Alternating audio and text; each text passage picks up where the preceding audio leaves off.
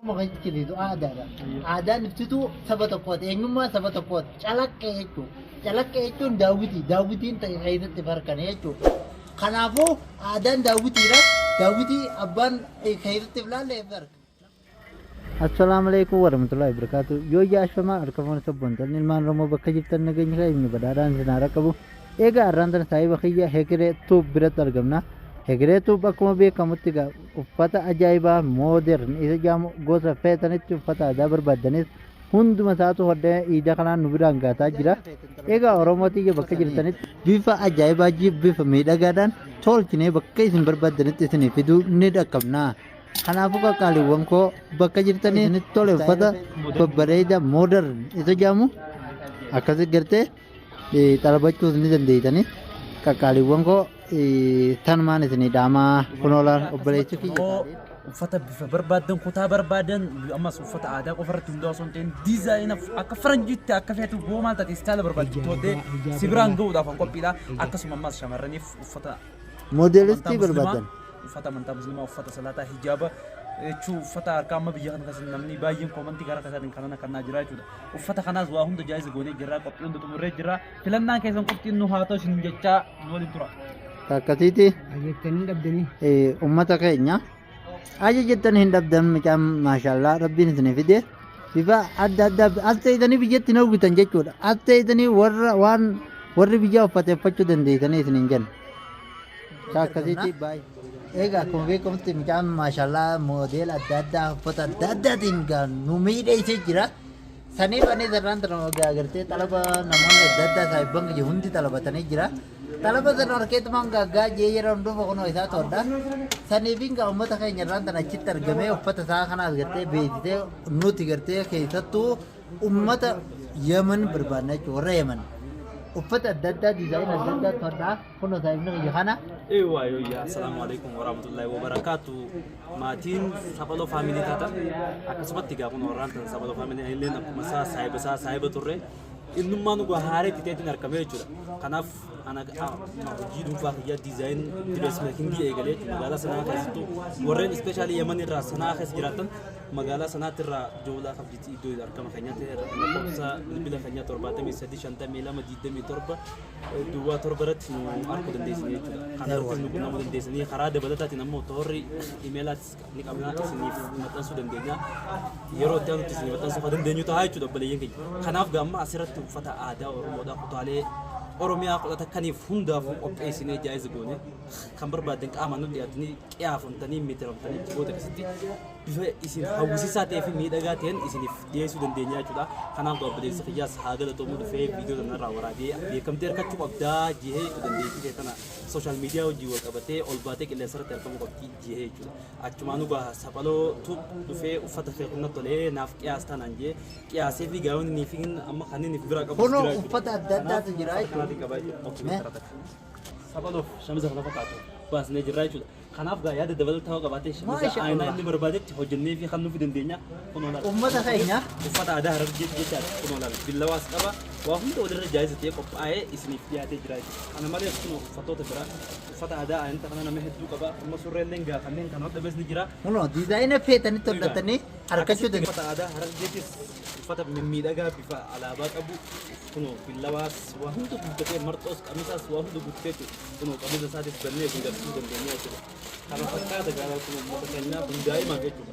Biyya tana boosa foonummaan nama jirti. Maashaallah. Amma kun uffata aadaati shamiza haanis keessattiifis marxoodha billawaas waa hunda qaba. Obboleeyyan keenya hundi keessanuu keessattuu warri jiraattoonni magaalaa sanaa bakka jirtanitti eegaa lakkoofsa bilbilaa itti nu quunnamtan irra deemneena 735227 duwwaa torba kanarra nu quunnamuu dandeessanii jechuudha.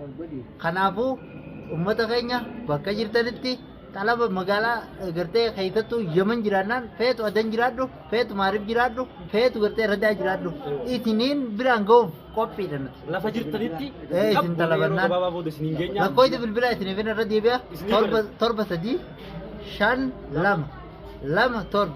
735227 kanarra nu quunnamuu dandeessanii lakkoofsa gartee isin komantii jalaa isiniif keenya maashaallah mucaan keenya gartee dandeettii addaa qaba. gartee gaa rakkina biyya kaydaa quba qabdan nama biyyatti akka ajaa'ibaatu uffata nu hodhaa ture jechuudha nu bashannansiisaa ture keessattuu dargaggoo harargee ni beeytanii kanaafuu achitti gaa rakkina adda addaatiin mootummaan dhiibbaa adda addaatti godhuudhaaf biyyarraa deemee dhufe jechuudha asittis maashallaa namni sammuu qabu bakka bareeda qabuus numa dalagata waan ta'eef mana ajaa'ibaa bananii jiranii kitaab saahiba isaati Ahmad Jaama saahibni isaati kanaafuu hundi keessanuu hoota haa wal fayyadamnu inni isin jaa eegaa shamarran gaa hin haarina keenyoo mee itti jiraa jettanii kuno chigabi uffata aadaa harargeeti jechuudha uffata aadaa barbaadanii argachuu dandeessan kuno alaabaas barbaannaan jirti kuno gaa uffannee aadaa jiraatee mee qarmaan mee gartee qamalchiisni wanni gubbaa kaatan mee qadaannee jechuu dandeessan fidi makkuun hin girtidha kuno laal majuu teenya ni beektan takka harka kaa'attanii qawuu jettanii darsa kun alaat sabeellee hin jirti hundinuu mee gartee gaa wanni morma kaa'atan calleen jettan sani jechuu maltan jirti kun olaa calleellee hin jirti uummata keenya kun olaal qajaanillee kana majuu kun olaal gartee warri qarshii barbaadanillee saalee waan ta'eef matayyoo dhabdan haliif mullee itti dhaqatanii bakka romaanii duudallaa tura waa hunda jaayisa isinii goonee jira waa hundi jaayisa taatee jirti kakaalii bakka ija maashallaa kanaaf aadaan fi qaaliidha aadaan fi faaya kanaafuu aadaa teenya wal faa'uu qabnaa jeetii wantoota adda addaa waa'ee aadaa kanarratti deebuu qabna fakkeenyaaf biyya namni biyya Oromoon Oromoo kan jedhitu aadaadha aadaan ibsituu saba tokkooti eenyummaa saba tokkooti calaqqee jechuun daawwitiin ta'e keessatti farkan jechuudha kanaafuu aadaan daawwitiidha daawwitii abbaan keessatti filaallee farka namni kun Oromoo hojii kan jedhitu waga aadaan fi yeroo mara ammayyootudha jechuudha aadaa jechuun isuma jalqabaa seetu ammaas ta'e boruus ta'e ammayyootudha aadaan guyyaa keessaa faranjoofne wanni finnu takka hin jiru aadaan namni ammayyoome namni qaroomaadha kan jedhamu aaduma isaa kana mimmiidheessee bifa ammayyaatti yoo itti fayyadame aadaa yeroo maraa'u ammayyaadha jechuun barbaada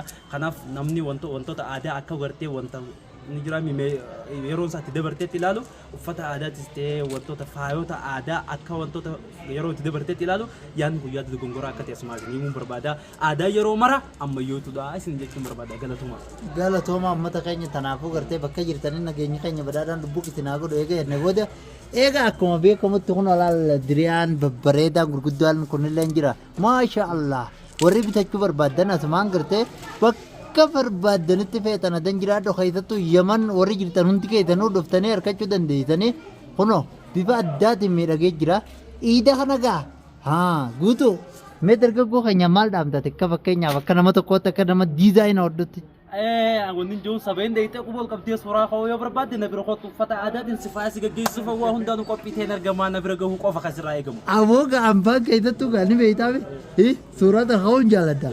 Mee akkam na godhuu barbaade diizaayina gosa lama sirraa hin talaban. Boo akkamittee ka'uu yoo barbaadde na bira kootuun siin jeesitti hime bakka kanaan booda bakka jecha irra deebiin qabne jechuudha. Akkanaa jechuudha.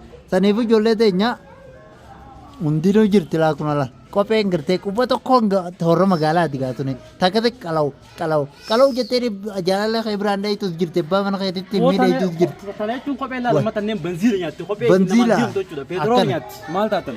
Boo osoo ati gartee dadhabbii takka hin qabne bakka fi barbaachisan si geessiti kopheen baasa koruu baattus. Maal taate kophee jechuun kophee asii maxar jidduu deeqaa soddon qofa deemteedha ammaan dura riikardii kasii galmeessitee asirra taa'u jirti jechuudha. Awwaartii kan jechuudha kanaaf. wantoota barbaadde maraa nu bira argachuu dandeessanii galatooma isin jechuu barbaada kunoo kanneenis maamillan kiyyaa qayyoonis soofana biraa qabaa kunillee akkasumatti uffatan kunoo boo olchan haadhu hiiqinaa ta'a kanaaf dhiyoo ganda aadaa marxoon baala hundi si oddee jira hundi toltee jirti akka ajaa'ibaa jettee